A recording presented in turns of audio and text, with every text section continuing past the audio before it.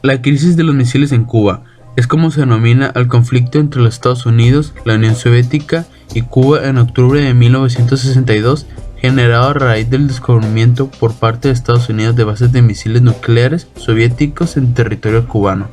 En Rusia se lo denomina crisis del Caribe, mientras que en Cuba se le llama crisis de octubre. Los 13 días de crisis de misiles en Cuba. El 16 de octubre de 1962, el gobierno de Estados Unidos recibe las fotos tomadas del día anterior por dos aviones de reconocimiento. Este día se considera el inicio de la crisis de los misiles. El 18 de octubre, Kennedy se reúne con Andreev, ministro de Asuntos Exteriores soviético, quien sigue con el argumento de que en Cuba solo hay armas defensivas. El 19 de octubre queda claro por más fotografías que toman los aviones estadounidenses que hay al menos otros 4 lugares en los que se realizan obras para desplegar misiles. El 22 de octubre, Kennedy notifica a los líderes del Congreso que bloqueará Cuba. El 23 de octubre, Fidel Castro asegura que todas las armas en Cuba son defensivas y que no permitirá inspecciones foráneas. El 24 de octubre, Khrushchev hace pública una carta en la que acusa al bloqueo americano de ser un acto de agresión. El 25 de octubre se produce un enfrentamiento en el Consejo de Seguridad de la ONU entre embajadores de Estados Unidos y la Unión Soviética. El 26 por la mañana, Kennedy estaba convencido de que una invasión de Cuba era inevitable. Ordenó preparar un posible gobierno civil en la isla y un incremento de vuelos bajos de aviones estadounidenses en Cuba. El 27, un avión militar estadounidense tipo U-2 fue derribado por misil disparado desde Cuba por una orden militar soviético, matando al piloto. El día 27, Radio Moscú retransmite un mensaje de Khrushchev en el que propone la retirada de los misiles en Cuba a cambio de que Estados Unidos quite los suyos de Italia y Turquía. Los orígenes del conflicto residen en la siguiente cadena de hechos.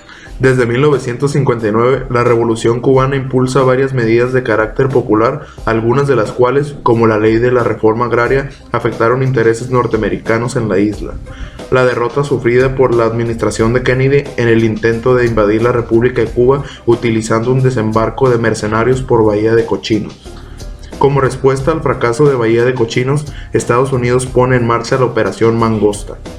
Los servicios de inteligencia de la Unión Soviética detectan el plan de invasión militar inminente y notifican a Cuba. Los soviéticos habían subestimado la capacidad de los servicios de inteligencia de los Estados Unidos. Estados Unidos pide cuentas a la Unión Soviética, pero esta vez los líderes soviéticos prefieren probar la táctica del engaño y seguir ocultando la operación. Acuerdos entre cubanos y soviéticos. En mayo de 1962, el líder de la Unión Soviética, Nikita Khrushchev, comunica al gobierno cubano su idea de desplegar misiles nucleares soviéticos en la isla para evitar así un posible nuevo intento de invasión por parte de Estados Unidos y poder atacar a Estados Unidos. En ese momento, la Unión Soviética tenía aproximadamente unos 20 misiles nucleares con capacidad de golpear a Estados Unidos desde el territorio soviético, y además se consideraba que su puntería no era buena. Sin embargo, tenía un número mucho más alto de misiles de alcance medio e intermedio. La Unión Soviética desmonta y repatria su material bélico ofensivo y Estados Unidos levanta el bloqueo. De esta forma pudo terminar la crisis, sin dar muestras de debilidad ni de derrota por ninguna de ambas potencias, ya que el teatro de la Guerra Fría quedó así igualado y se volvió a evitar el conflicto directo. Sin embargo, Estados Unidos mantuvo la presión sobre el régimen cubano por considerarlo un motivo de inestabilidad en la zona. En este momento se creó el llamado teléfono rojo, una línea de comunicaciones directa entre la Casa Blanca y el Kremlin, con el fin de agilizar las conversaciones entre ambas potencias durante periodos de crisis. En primer lugar, recordemos los escenarios: Estados Unidos, la URSS y Cuba. Estados Unidos y la URSS representaban los dos bloques ideológicos opuestos del momento. Estados Unidos, capitalista, frente a la URSS, con un régimen comunista. Aviones espías norteamericanos observaron que se estaban construyendo rampas de misiles y que había presencia soviética en la zona. El presidente de los Estados Unidos, John Fitzgerald Kennedy, decide intervenir y bloquea la isla con barcos y con aviones. Frente a esto y a la posibilidad del enfrentamiento militar e incluso a la hecatombe nuclear, el líder de la URSS, Khrushchev, plantea a Kennedy lo siguiente: quitará los misiles y Estados Unidos se compromete a no invadir Cuba y a retirar los misiles que tiene en Turquía. La propuesta fue aceptada y con ella pasa la crisis.